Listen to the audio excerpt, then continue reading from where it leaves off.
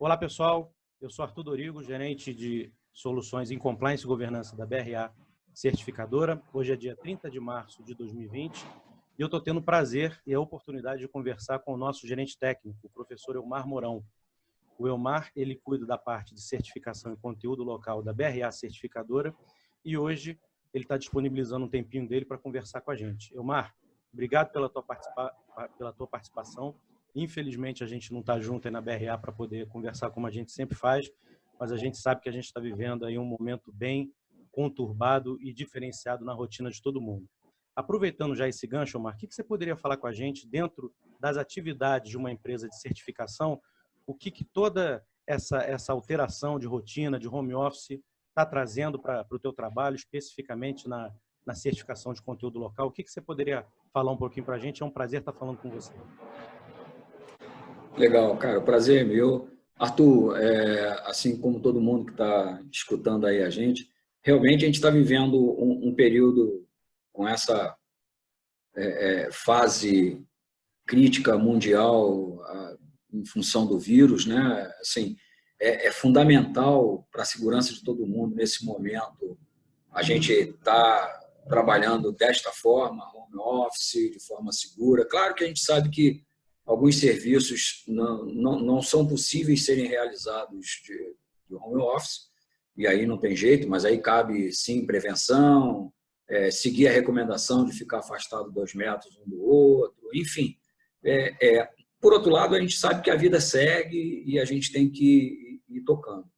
No que tange a BRA, né, e a nossa parte de serviço, assim, o nosso escopo de serviço permite que a gente fique praticamente todo mundo 100% home office.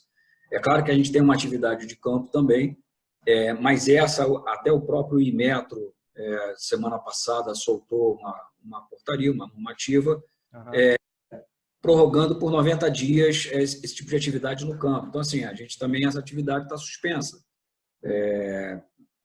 Mas, de novo, a nossa atividade não é a operação final do cliente, né? A gente faz um apoio de certificação, a gente tem um monte de série de outras certificações, não só de conteúdo local, né? Porque a gente faz equipamento elétrico à prova de explosão, a gente faz a parte de inspeção de dutos, comissionamento, inspeção de máquinas, a gente faz outras atividades que também são todas da minha área.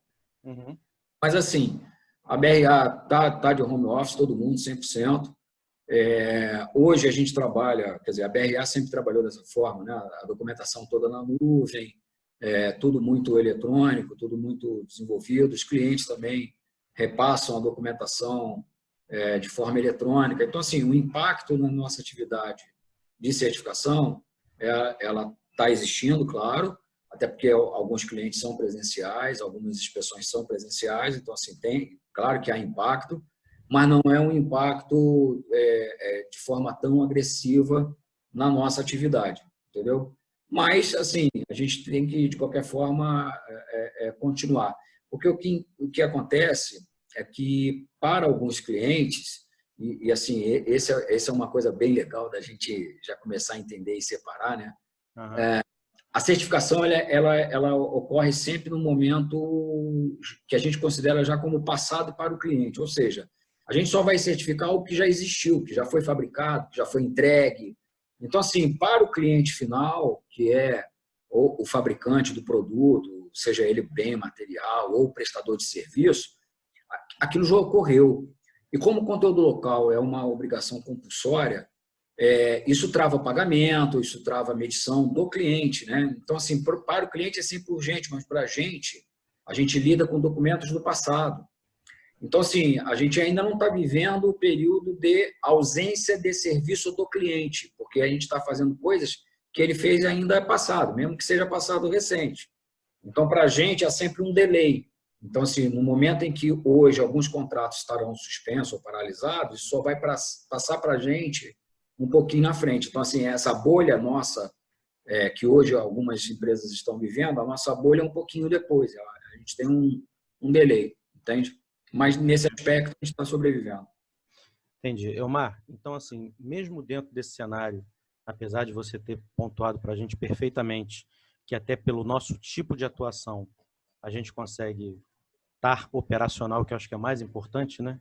e hoje em dia a gente vê pelo LinkedIn muitas pessoas falando é necessário que você esteja conectado, essa é a grande realidade.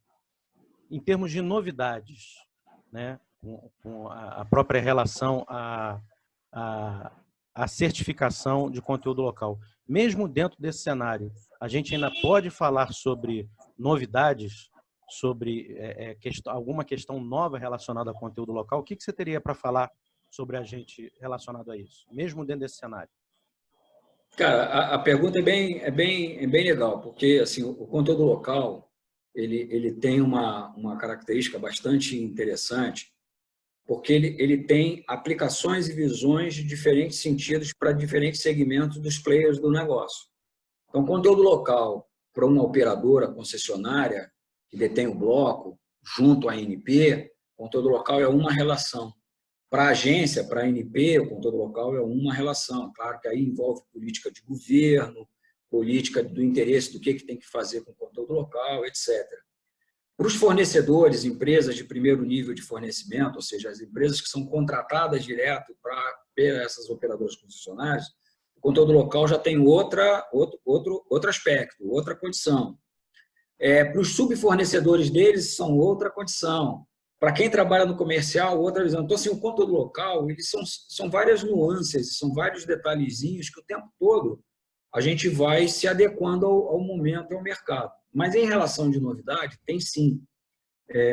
Agora, dia 24, por exemplo, a ANP lançou no site da ANP, se você entrar lá no www.anp.gov.br, ela lançou um painel dinâmico, por exemplo, de conteúdo local, com várias informações. Claro que tem que ter cuidado, tem que ter um pouquinho de paciência, porque é muita informação consolidada, algumas, assim, média de percentual, média de contratos, que não tem muita aplicação final para o mercado, para o cliente, mas algumas são bem interessantes de serem analisadas. Outra novidade que tem, assim, bem razoavelmente recente, né? Dia 12, a ANP, por exemplo, soltou um comunicado, não é uma alteração da resolução, mas um comunicado reforçando o cuidado na certificação dos produtos que são classificados como materiais. Uhum. Na prática, para a gente que trabalha de forma séria e de forma segura, para a BRA especificamente, para os clientes da BRA especificamente, isso na prática não alterou. Eu sei que eu vou falar agora de termos técnicos, né, mas eu acho que é importante a gente começar a ter... Sim, isso é importante, lógico. Na resolução, né, se a gente for lá no artigo 12 da resolução 19 da ANP, onde ele lá no artigo 1º, no artigo 3º, é onde você tem as classificações do que a ANP julga que é um bem, que é um material, que é um conjunto, que é um serviço, etc, etc. Então, lá estão as definições no artigo 3º. No artigo 12, é onde ele começa a definir as condições da certificação de um produto classificado como material. Uhum. E no capítulo 8 da cartilha, que é o anexo 2 desta resolução 19 da ANP, nesse capítulo 8 é que ele diz como se uma certificadora vai medir, calcular o conteúdo local do produto classificado como material. Então, assim, a gente sabe que, infelizmente, como isso tem nuances, né? Infelizmente, algumas empresas, e infelizmente pior o cenário, algumas operadoras ainda pedem errado o conteúdo local, botam no contrato. Então, assim, claro, você tem uma operadora que coloca no contrato do fornecedor que ela quer uma determinada situação, o fornecedor, por forças contratuais, se vê na condição meio que obrigatória de atender o contrato. Claro, isso é óbvio. Só que, de vez em quando, o que está no contrato não é passível de certificação, ou não é passível de cenário de certificação. Então, cabe à certificadora, nesse momento, ser crítico, fazer uma análise crítica, aliás, é isso que determina a certificação, Inmetra, etc. A gente fazer uma análise de risco e falar assim, ô, cliente, por favor, isso aqui não pode, não. Só que é chato, claro, porque você tem que falar para o cliente que não pode, para o cliente falar para o cliente dele, que é uma operadora, que é um grande contrato, que tem muito dinheiro envolvido. E aí tem que dizer, tem uma certificadora aqui que está dizendo que não pode, não. Infelizmente, a gente tem casos que algumas certificadoras dizem, beleza, vou fazer e tal. Faz parte, isso é do mundo. Só que isso tem que ter. Então, agora, dia 12, né, para ser preciso, dia 12 de março, a ANP lançou esse alerta, né? Ele falou, gente, cuidado, está tendo muita certificação de material de forma desnecessária. Porque lá tem um artigo que a gente, assim, quem domina o controle local, quem vive com isso, né? Se tu for na resolução, o artigo 7º, ele diz que um bem, ou seja, um produto fabricado e classificado como bem, lá na definição do artigo 3º, mesmo dentro de outro bem, ele tem que ser certificado. Vou dar um exemplo. Uma válvula, por exemplo, é classificada como um bem. Então, se essa válvula tiver colocada, inserida dentro de um skid, por exemplo, o skid de medição, um skid de processamento, então, assim, esse skid é um bem, a válvula vai estar ali dentro, então, por conta do artigo 7º, eu tenho que certificar a válvula para poder certificar o bem. No artigo 8º, ele já diz o seguinte: dentro de um bem, de uma estrutura de um bem, o que não for classificado como um bem, ou seja, material, não precisa de certificação. Porque, claro, o objeto da época, isso é que a gente tem que entender. Eu gosto quando eu tenho a oportunidade de poder falar como esse, e aí, assim, mais uma vez, eu te agradeço a oportunidade. A gente sempre tem que voltar no conceito e nunca na leitura fria, é entender. O governo lançou o controle local naquela época, a política era para fomento de indústria, de desenvolvimento de know-how. Claro que tem geração de emprego, tem uma série de coisas atrás, mas a política de controle local do Brasil, definido isso lá muitos anos atrás, mais de uma década atrás, e aliás, desde quando eu estou no controle local, porque eu sou uma das poucas figuras raras que está desde o início, né? Então, assim, a gente acaba se envolvendo nisso com muita facilidade. A ideia era intensificar a indústria e transferir know-how. E aí o governo entendeu que o que era material, ou seja, chapa, parafuso, barras, produtos, tubos, coisas que não transformam energia, a gente já tem no Brasil. A gente não precisava incentivar esse desenvolvimento industrial. O que a gente tinha que desenvolver industrialmente era o que eram classificados como bem. Então, árvore de Natal, tudo ligado à área de petróleo, né? Então, árvore de Natal submarina, manifold, plane, plat, as FPSO, supply, etc. Então, assim, coisas de grande demanda, umbilical, riser, e por aí vai. Então, era isso que precisava se multiplicar, era isso que a gente precisava trazer para o Brasil. Então, assim, disso, a gente é testemunha viva disso, né? Isso, de fato, produziu. Hoje nós temos praticamente o subsídio todo sendo fabricado e abastecido até para outros lugares fora do Brasil, fabricados aqui no Brasil. Então, assim, nesse sentido, e temos que separar o que é a política do que é o resultado, enfim, mas nesse sentido a gente vê que ele foi bem realizado. Então, quando você tem uma emissão maior de certificados classificados como material, isso, de certa forma, enche o banco de dados da ANP com dados que, às vezes, lá no final não vai aparecer.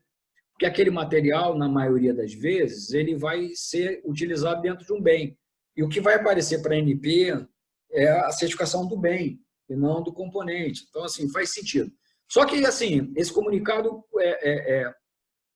ele tem algumas interpretações, né? Como tudo, né? Lei, você como advogado sabe melhor do que eu que lê artigos, dependendo da interpretação, dependendo sem dúvida, de que conduz o cenário, né? É complicado. Mas vamos lá.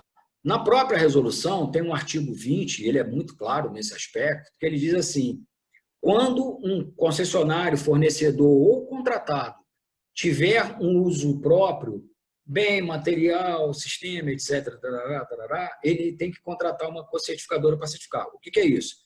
Eu sou um prestador de serviço e, para prestar o serviço, eu uso determinada ferramenta ou equipamento específico da área de petróleo, vamos deixar bem claro, e para esse serviço eu preciso, porque na verdade eu estou usando para uso próprio, é meu, é patrimônio meu, eu não estou vendendo, é patrimônio meu. Então, nesse caso, a resolução no artigo 20, ela diz assim, então você tem que certificar, que é para a gente poder ver quanto é que tem de conteúdo local nesse produto, para poder ver esta conteúdo local aplicado na prestação de serviço, que aí vai ser classificado pela resolução, que a gente chama de conjunto. Da mesma forma, quando esse material é venda direta para uma operadora concessionária, ele também é obrigatório ser certificado. Então, assim, é um comunicado importante da ANP, mas são novidades, né? Está lá no site da ANP, quem entra lá vai ver. né, que mesmo nessa época de quarentena, e esses dois nasceram já nesse período de quarentena, você vê, o painel foi lançado agora, dia 24, né? Super recente, né?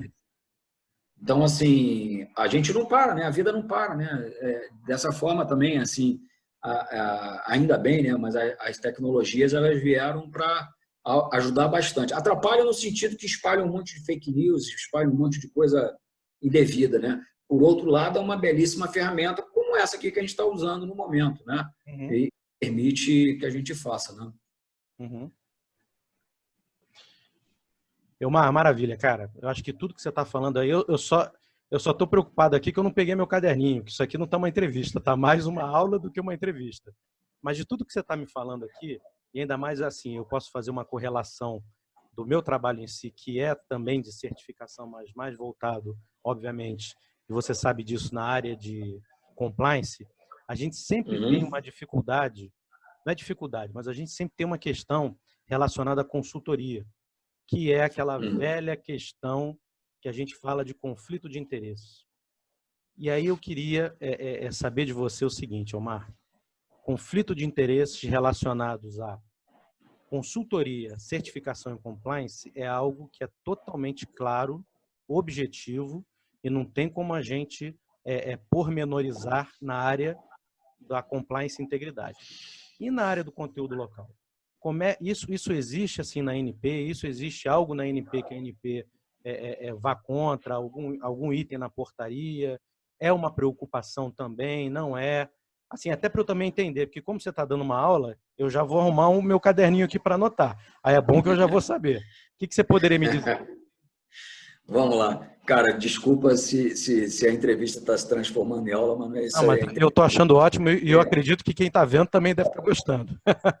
Não, mas é meu jeito de Mas ser. não é à toa que você é professor da FGV, né? Não é à toa. Então, Não, eu sei, acaba acontecendo, mas vamos lá, só para entender. Não, Arthur, essa pergunta tua foi maravilhosa. Talvez até você não saiba ou não tenha percebido quão importante foi essa pergunta.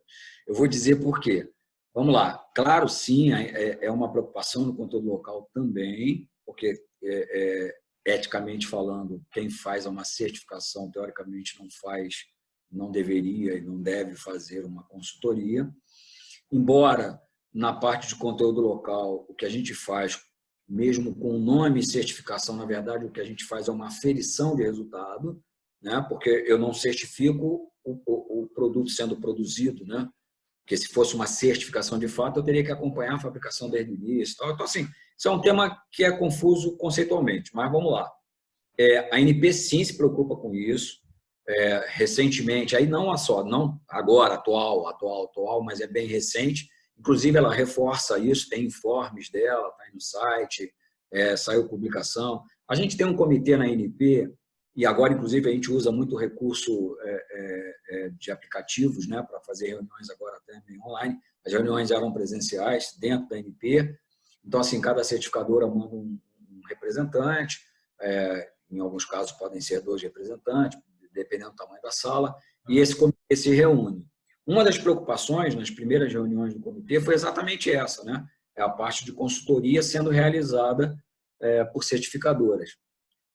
O que a ANP não quer, e faz todo sentido que não queira, é quando uma certificadora faz consultoria direta para uma operadora para depois certificar essa mesma operadora. Ou pior, como já teve casos recentes até no passado, recente, da certificadora acompanhar uma auditoria junto com uma operadora, uma auditoria da ANP. Então, assim, não faz sentido uma certificadora acompanhar uma operadora para uma auditoria da ANP, não faz o menor sentido isso.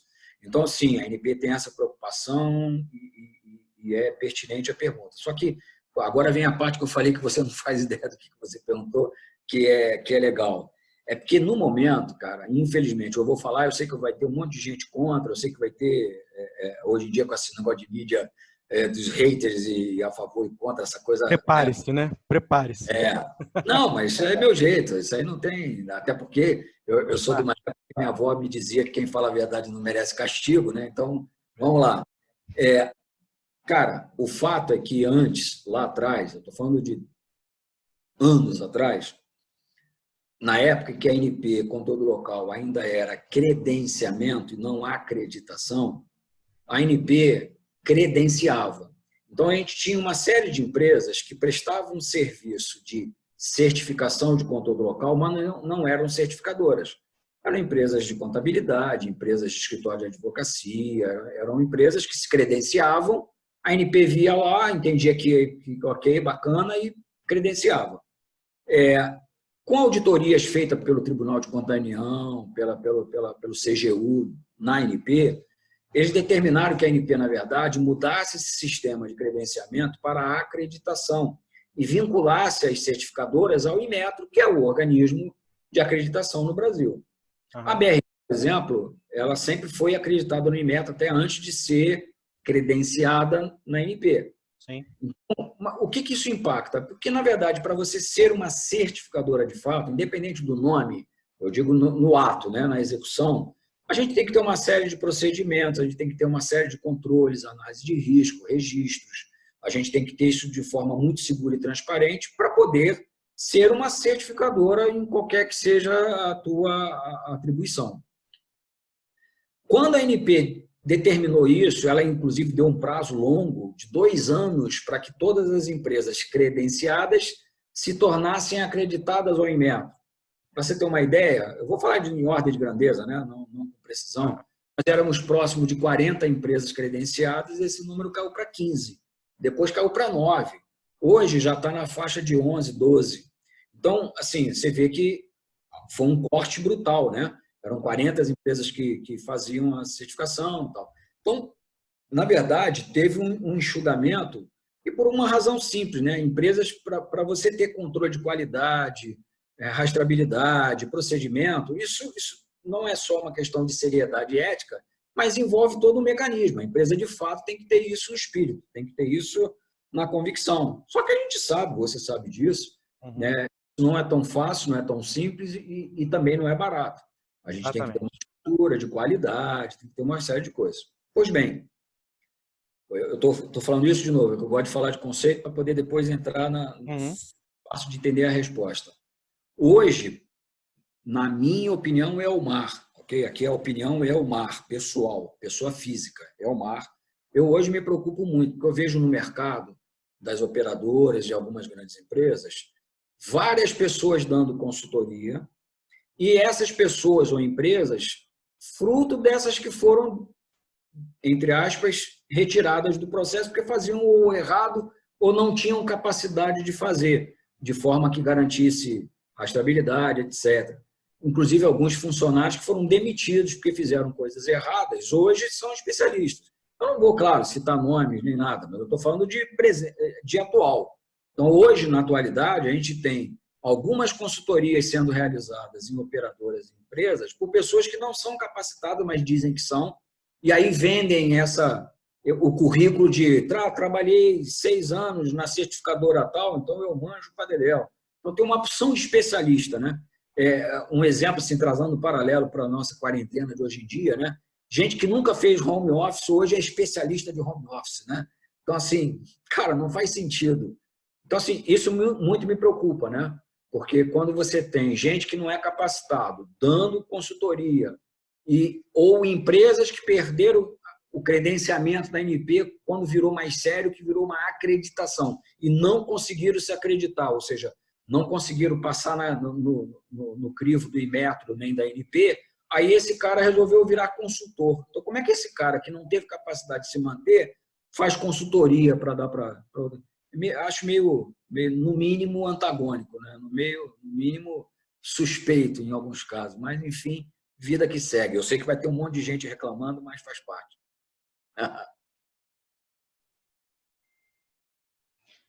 Elmar, perfeito. A sua colocação, como as demais, é sempre muito enfático e correto na tua colocação. Deixa eu te perguntar uma coisa, Elmar, já caminhando para o final da nossa... Eu não sei mais se é entrevista, se é aula, enfim.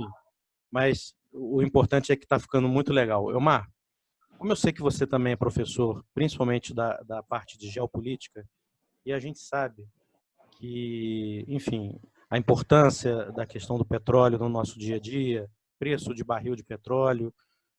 Não sei, desculpe a minha parte leiga do assunto, mas você acha que é interessante comentar algo relacionado a isso dentro do que a gente está vivendo? Ainda é cedo? É algo que começou antes do coronavírus? O coronavírus vai ser só um temperinho a mais dentro dessa situação? O que você acha disso, cara? Porque realmente a gente está vendo muita coisa acontecer, muita informação, mas nada melhor do que ter um especialista nesse assunto como você para tentar clarear um pouquinho o assunto e ter uma informação mais técnica para as pessoas, porque, como você acabou mesmo de falar, o que a gente mais tem escutado são as pessoas darem literalmente caneladas do que efetivamente uma informação técnica, né? O que você poderia falar para a gente, cara? Cara, vamos lá, Arthur. Posso ajudar sim, embora seja um tema bem extenso, bem complexo, né? Para a gente poder embasar de algumas informações, eu teria que levar alguns dias, né? Não é nem questão de horas nem minutos. Mas, assim, de uma forma geral, é preciso todo mundo entender o seguinte: petróleo, e isso não é Brasil, tá, gente? Eu estou falando mundo inteiro, tá? No mundo inteiro. O petróleo, ele foi decidido muito tempo atrás, na verdade. Se eu ficar entrando nos temas vai ser complexo, né? Mas isso foi em 1928, umas decisões importantes que foram tomadas por grandes empresas, que a gente, no meio de geopolítica, sabe lá, Sete Irmãs, Tratado da Linha Vermelha, Tratado de Alcanacá, enfim. A gente, o leigo, né? A mídia, ela induz o petróleo a todo mundo entender como um produto que produz apenas material energético. Assim, a maioria das pessoas, quando fala petróleo, lembra primeiro de gasolina e diesel. É o que vem na cabeça. Então, assim, o barril do petróleo aumentou, o barril do petróleo diminuiu. A primeira coisa que sabe quando fala barril do petróleo aumentou, todo mundo já imagina logo que a gasolina ficou mais caro. Assim, aqui já vai uma coisa curiosa, tá? Se alguém aí que estiver me ouvindo, você ou qualquer outro, vê um barril de petróleo, por favor, tira uma foto para mim, cara, que eu trabalho com isso há 40 anos, nunca vi, a não ser por foto e revista, né? Porque o barril de petróleo deixou de existir em 1900, aproximadamente. Não, isso é que é investir na marca, né? Isso é que é investir na marca, né? Não, mas é uma forma fácil de induzir, né? Porque ficou uma marca, ficou um número de referência de medida. Na verdade, um barril de petróleo, para quem não sabe, são 42 galões americanos, né? E assim, virou uma referência. Na verdade, assim, na área técnica, eu não vou entrar nessa discussão, mas a temperatura modifica o volume, tem uma série de coisas, né? A condição do grau API do petróleo, enfim. Mas eu não vou entrar nesse técnico, porque a tua pergunta foi relacionada ao preço. Preço do petróleo, o Arthur, ele, claro que tem influência direta em tudo, porque, na verdade, tudo vem no petróleo. Todos os polímeros, plásticos, tinta, tecido, alumínio, porque muita gente fala assim, pô, mas alumínio não tem nada a ver com petróleo. Não, gente, calma, mas na composição para fazer o alumínio, que a gente conhece no perfil da janela, por exemplo, ele leva um anodo. O anodo é um dos subprodutos derivados do petróleo. Então, assim, o petróleo está em todas as composições, até na comida, tá, gente? Quem gosta de comer uma barrinha de chocolate não sabe, mas está comendo um pouquinho de petróleo também, porque o que faz o petróleo ficar durinho é uma parafina, que também é derivado de petróleo. Não me fale isso não, Elmar. Então, assim, o petróleo ele tem uma influência direta em tudo, só que todo mundo só pensa em gasolina. O grande lance do petróleo é o seguinte: quando o barril do petróleo está muito barato, ele, no meio do petróleo, no segmento do petróleo, ele inviabiliza os campos que são muito caros. O exemplo nosso no Brasil, infelizmente, o pré-sal. A nossa indústria do pré-sal, ela é muito agressiva, uma profundidade de lâmina d'água muito grande, depois tem uma camada de sal muito grande, então os equipamentos têm que ter especificações técnicas muito caras. Então, o custo da extração, da produção desse petróleo, né, é muito caro. Então, quando o barril do petróleo está muito baixo, esta condição de produção fica comprometida, porque a margem de lucro fica muito pequena ou até dando um pouco de prejuízo. Quando, ao contrário, quando ele está com o barril do petróleo muito caro, fica caro as coisas, mas viabiliza novas buscas, novas perfurações, etc. Então, assim, mas isso sempre aconteceu. Se você, quem estuda isso, quem gosta, se um dia alguém quiser entrar nessa linha comigo, por favor, fique à vontade, vamos embora. Mas até a primeira crise do petróleo, estou me referindo aí até próximo de 1960, grosso modo, historicamente o barril do petróleo nunca passou de $2. É que a gente fala de barril de petróleo a $100, mas isso é muito para cá em termos de história. Né? Ele era $2, aí na crise foi para $2,90, foi para $4,50, depois foi para $11,65. $11,65 foi a crise do petróleo. Então, assim, vê como é que a relatividade muda. Né? Depois, quando ele virou 30, 40, a 40 foi um escândalo. Aí começaram aquelas teorias de o petróleo vai acabar, o pico do petróleo sei lá o quê, blá, blá, que isso sempre... Então, assim, para a gente, isso é sazonal. O petróleo fica mais caro, fica mais baixo. Só que tem que entender o seguinte, que é outra coisa legal, mas isso é um mecanismo de uso, tá? Quando o petróleo também está muito baixo, ele viabiliza outras fontes energéticas. Ele viabiliza a eólica, ele viabiliza a parte nuclear. Então, assim, alguns países aproveitam quando ele está baixo e investem aqui. Aí depois, quando o preço sobe, isso aqui fica inviável. Então, assim, isso também é uma ferramenta, porque o preço do petróleo aqui também é outra que vai gerar uma discussão danada, né? Eu vejo todo mundo falando que o preço do petróleo... Não é à toa que é geopolítica. Não, sim. O preço do petróleo nunca foi commodity, né, cara? Porque commodity é o mercado que faz o preço, né? Na verdade, quem faz o preço do petróleo é um grupo pequenininho da OPEP, e não é todo mundo da OPEP, né? Porque a OPEP é dividida entre os que mandam e os que obedecem, né? Então, assim, poucos países, e aí esses poucos países da OPEP, leia-se aí Arábia Saudita com um peso absurdo. Então, assim, é a Arábia Saudita, Rússia e Estados Unidos. São esses três. Então, se esses três brigam ou andam juntos, então, quando interessa eles três estarem aliados, o preço vai ter uma tendência a subir. Quando esses três desalinham por alguma razão, aí o preço tem tendência de flutuar, ou para baixo ou para cima. Então, assim, tomar um pouquinho de cuidado, porque o preço do petróleo ele não é influenciado por demanda, ele não é influenciado por produção, ele não é influenciado por isso, ele é influenciado por essas decisões desses três países. Então, hoje, no momento, está tendo um desses momentos de desencontro de interesses. E depois a gente descobre exatamente o que está por trás, mas aí é depois. Então, assim, hoje, no momento, $20. Mas aqui tem uma boa notícia, não é só uma notícia, porque muita gente que pode estar ouvindo está falando assim, então o Brasil está ferrado, pré-sal acabou.